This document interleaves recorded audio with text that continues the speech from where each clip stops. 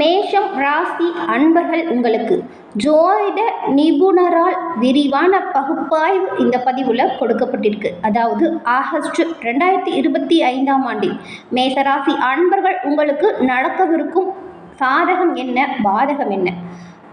மேஷராசி ராசி மண்டலத்தில் முதல் ராசியாக இருக்குது. இந்த ராசியில் அஸ்வினி நட்சத்திரம் 4 பாதங்களும், பரணி நட்சத்திரம் 4 பாதங்களும், கிருத்திகை நட்சத்திரத்தின் முதல் பாதமும் இருக்குது. இந்த ராசி அதிபதி செவ்வாய். இந்த ஆகஸ்ட் 2025 கிரக நிலைகள் பயிற்சி மேஷராசி அன்பர்கள் உங்களோட வாழ்க்கையில் பல்வேறு அம்சங்களை கொடுக்க போகுது. சாதகமாக என்ன நடக்கும், பாதகமாக என்ன நடக்கும், உங்களுடைய தொழில், வியாபாரம், நிதி, ஆரோக்கியம், கல்வி மற்றும் குடும்பத்தின் மீது எப்படிப்பட்ட தாக்கம் ஏற்பட போகுது, இது பற்றின முழுமையான விளக்கத்தையும் தான் விரிவாக நாம் இந்த பதிவில் பார்க்க போகிறோம். இந்த பதிவு நீங்கள் பயன்பெறும் வகையில் இருக்கும், அதனால் ஸ்கிப் பண்ணாமல் முழுமையாக பாருங்கள். நீங்கள் இப்போ தான் ஃபர்ஸ்ட் டைம் நம்மளோட சேனலையே பார்க்குறீங்க அப்படின்னா மறக்காமல் நம்மளோட சேனலை சப்ஸ்கிரைப் பண்ணி வச்சுக்கோங்க. மேஷராசியில் இருக்கக்கூடிய நீங்கள் உங்களுக்கு இந்த மாதம் தொழில், உத்தியோகம் எப்படி அமையும், நிதி நிலைமை, உடல் ஆரோக்கியம், அது மட்டும் இல்லாமல் குடும்ப வாழ்க்கை, நீங்கள் எந்த விஷயத்தில் எப்படி கவனமாக செயல்பட்டால் நன்மைகளை பெற முடியும், இந்த மாதம் நீங்கள் பின்பற்ற வேண்டிய பரிகாரங்கள் என்ன, இது பற்றின முழுமையான விளக்கங்களையுமே வாங்க நாம் இப்போ தொடர்ந்து பார்க்கலாம். மேஷம் ராசி செவ்வாய் பகவானை ராசி அதிபதியாக கொண்டவங்க அப்படின்னு சொன்னோம். செவ்வாய்க்கு அதிபதி யாருன்னு பார்த்தா முருகப்பெருமான் தான். அப்படிப்பட்ட முருகப்பெருமானை மேஷராசியில் இருக்கக்கூடிய நீங்கள் செவ்வாய்க்கிழமையில் வழிபட்டால் நன்மைகளை பெற முடியும். உங்களுக்கு முருகப்பெருமான் பிடிக்கும் அப்படின்னா குன்றக்குடி முருகனுக்கு அரோகரா அப்படிங்கிற மந்திரத்தை மறைக்காமல் 3 முறை பதிவிடவும் செய்யுங்க. அந்த முருகப்பெருமானோட பரிபூரண அருளும் உங்களுக்கு கிடைக்க பெற்று நலமுடன் வாழ வாழ்த்துக்களையும் சொல்லிக்கிறோம். உங்களுக்கு எல்லாமே நல்லதாக நடக்க முருகப்பெருமானிடம் நாங்கள் பிரார்த்தனையும் செஞ்சுக்கிறோம். நிறைய பேர்கிட்ட ஜாதகம் பார்த்து எந்த ஒரு முன்னேற்றமும் இல்லை, ஜோசியம் பார்த்து வெறுத்தே போயிட்டோம் அப்படின்னு சொல்கிறவங்களா நீங்கள்? அப்படின்னா சரியான முறையில் அனைத்து வித சந்தேகத்திற்கும் எளிய விரிக்கங்களை கேட்க டிஸ்கிரிப்ஷனில் ஜோதிட நம்பர் இருக்குது, அந்த நம்பரை பயன்படுத்திக்கோங்க. எளிய முறையில் உங்களோட ஜாதகத்தை கணிக்கப்படும். அனைத்து வித முன்னேற்றங்களும் பெறுவதற்கு நீங்கள் என்ன செய்யணும் அப்படிங்கிறத எளிய முறையில் கணிச்சிக்கலாம். சரி, வாங்க நாம் இந்த ஆகஸ்ட் மாதம் மேஷராசி அன்பர்களுக்கு என்ன மாதிரியான வாய்ப்புகள் வரும் அப்படிங்கிறத விரிவாக பார்க்கலாம். இந்த மாதம் கிரகங்களோட நிலை அப்படிங்கிறது மேஷராசி அன்பர்கள் உங்களுக்கு கலவையான பலன்களை நிச்சயமாக கொடுக்கும். ஒரு புறம் பார்த்தா 7 சனியோட தாக்கத்தால் செலவுகளும் மன அழுத்தங்களும் இருக்குது. மறுபுறம் குரு பகவானோட அருளும் இருக்குது. ராகுவின் சுப நிலை உங்களை காக்கக்கூடிய வகையில் அமைஞ்சிருக்கு.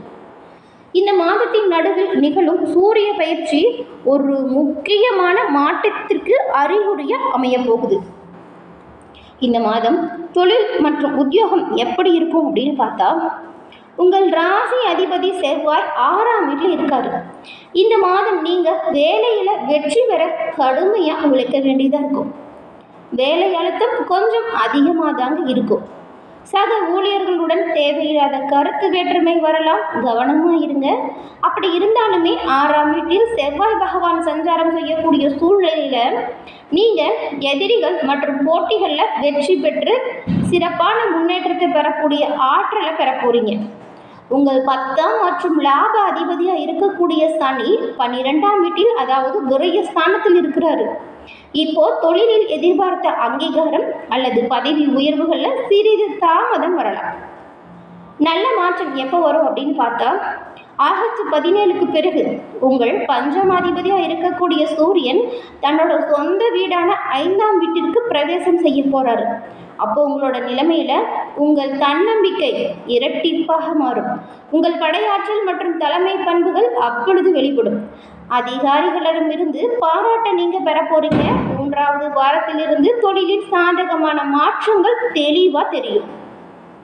இந்த மாதம் நிதி நிலைமை எப்படி இருக்கும் அப்படின்னு பார்த்தா இந்த மாதம் நிதி ரீதியாக ரொம்பவுமே கவனமாக நீங்கள் செயல்படணும். ஏன் அப்படின்னா லாப அதிபதி சனி 12ஆம் வீட்டில் இருப்பது 7.5 சனியின் தொடக்கமாகும்.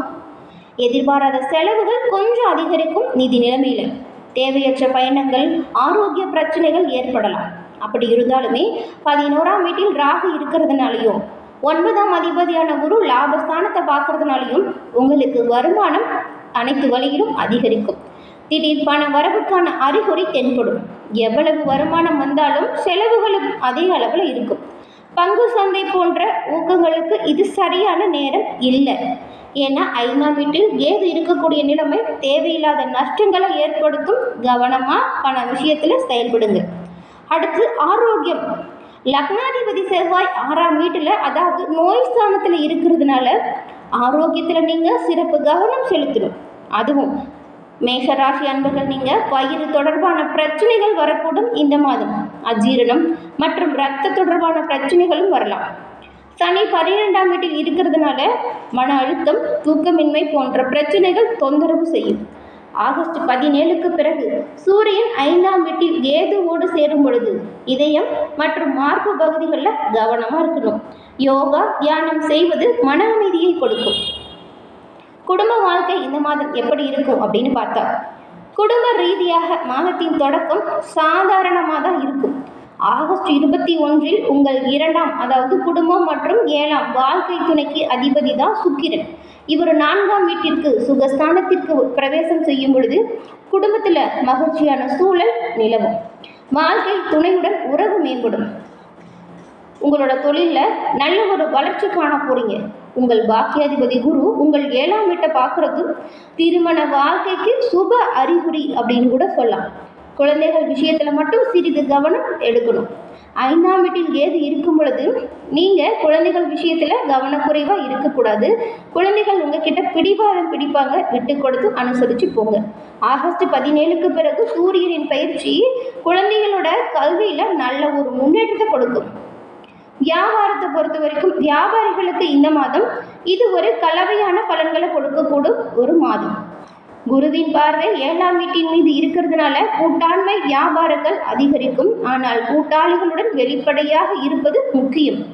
சனி 12ஆம் வீட்டில் இருப்பதால் புதிதாக பெரிய முதலீடுகள் செய்வதற்கோ அல்லது கடன் வாங்குவதற்கோ இந்த நேரம் சரியான நேரம் இல்லைங்க.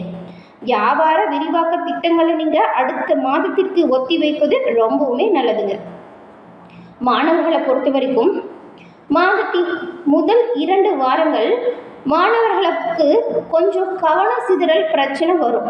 ஏன்னா 5ஆம் வீட்டில் கேதுவின் தாக்கம் இருக்குது. அதனால் அப்படி இருந்தாலுமே ஆகஸ்ட் 17க்கு பிறகு கல்விக்காரகனாக திகழக்கூடிய சூரியன் தன்னோட சொந்த வீடான 5ஆம் வீட்டிற்கு வருவது உங்களுக்கு ஒரு வரப்பிரசாதம் அப்படின்னு கூட சொல்லலாம். இந்த சமயத்தில் சூரியன் அவரோட சொந்த வீட்டுக்கு வரக்கூடிய நேரத்தில் உங்கள் ஞாபக சக்தி மற்றும் கிரகிக்கும் திறன் ரொம்பவுமே அற்புதமாக இருக்கும். போட்டித் தேர்வுகளில் வெற்றி பெற இது ரொம்பவுமே சாதகமான நேரமாக இருக்கும். கடினமாக உழைச்சிங்கன்னா அற்புதமான பலன்களை நீங்கள் பெறலாம். இந்த மாதம் நீங்கள் இந்த பரிகாரங்களை தொடர்ந்து பின்பற்றுங்க, நன்மைகளை பெற முடியும். இந்த மாதத்தில் ஏற்படக்கூடிய சவால்களை சமாளிக்கவும் சாதகமான ஆற்றலை அதிகரிக்கவும் இந்த விஷயம் உங்களுக்கு நல்லதாக இருக்கும். சனி பகவானோட தாக்கம் நிறைய பிரச்சனையை கொடுக்குற மாதிரி இருக்குது. சனி பகவானின் தாக்கம் குறையணும் அப்படின்னு நினச்சிங்கன்னா நீங்கள் இப்போ 7.5 சனியின் தாக்கத்தில் இருக்கீங்க. ஒவ்வொரு சனிக்கிழமையுமே சனி பகவானுக்கு எண்ணெய் அபிஷேகம் செய்வது அல்லது அனுமன் சாலிசா பாராயணம் செய்கிறது ரொம்பவுமே நல்லது. செவ்வாய் கிரகத்தின் பலத்திற்கு உங்கள் ராசி அதிபதி தான் செவ்வாய். 6ஆம் வீட்டில் இவர் இருக்கிறார். ஒவ்வொரு செவ்வாய்க்கிழமையிலுமே நீங்கள் சுப்பிரமணிய சுவாமியை அல்லது கணபதியை வழிபட்டு வருவதன் மூலம் உங்களுடைய ஆற்றலையும் தைரியத்தையும் அதிகரிக்கக்கூடிய வல்லமையை பெற முடியும். செவ்வாய் கிரகம் ஒரு ராசியில் பலமாக இருந்தால் அவங்கள எந்த ஆளாலையுமே அடிச்சுக்க முடியாது. கேதுவின் சாந்திக்கு மாணவர்கள் மற்றும் குழந்தைகளின் விஷயத்தில் சுப பலனுக்காக தினமும் நீங்கள் கணேச சோஸ்திரம் பாராயணம் செய்து வந்தால் ரொம்பவுமே நல்லது. இது கவனத்தை மேம்படுத்தக்கூடிய ஒரு வாய்ப்பை கொடுக்கும். எல்லா விதத்துலையுமே நீங்கள் முன்னேற்றம் பெற முடியும். இந்த 3 விஷயத்தையும் தொடர்ந்து பின்பற்றினீங்கன்னா மேஷராசி அன்பர்கள் உங்களோட வாழ்க்கையில் நீங்கள் சிறப்பான முன்னேற்றத்தை பெற முடியும். எல்லா வகையிலையுமே நன்மைகளை பெற முடியும். உங்கள் ராசி அதிபதி மட்டும் பலமாக இருந்துட்டால் ரொம்பவுமே நல்லது. அப்படிப்பட்ட செவ்வாய் கிரகம் பலம் பெறணும் அப்படின்னு நினச்சிங்கன்னா செவ்வாய்க்கிழமையில் முருகப்பெருமான் வழிபாடை தொடர்ந்து செய்யுங்க, நன்மைகள் வந்து சேரும். முருகனின் பரிபூரண அருளும் கிடைக்கப் பெற்று நலமுடன் வாழ நாங்கள் உங்களுக்கு வாழ்த்துக்களையும் சொல்லிக்கிறோம். என்ன மேசராசி அன்பர்களே, இந்த பதிவு நீங்கள் பயன்பெறும் வகையில் அமைஞ்சிருக்கும்னு நினைக்கிறோம். பதிவு பிடிச்சிருந்தால் லைக் பண்ணுங்கள். உங்களோட நண்பர்கள் மேசராசியாக இருந்தால் அவங்களுக்கும் இந்த பதிவை ஷேர் பண்ணுங்கள். நீங்கள் இப்போ தான் நம்மளோட சேனலை பார்க்குறீங்க அப்படின்னா மறக்காமல் சப்ஸ்கிரைப் பண்ணி வச்சுக்கோங்க. நன்றி நேயர்களே.